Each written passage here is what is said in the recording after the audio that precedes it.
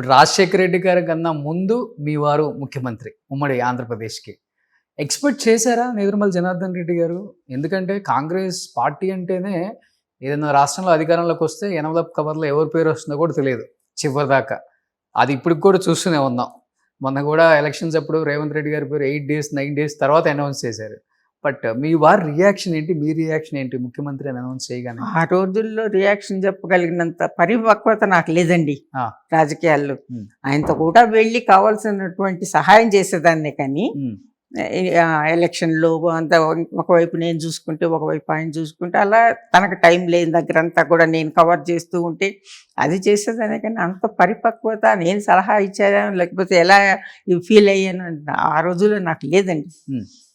అంటే హేమ హేమి ఉన్నారు. యాక్టివ్ పాలిటిక్స్‌లో నేను లేను. హ్మ్.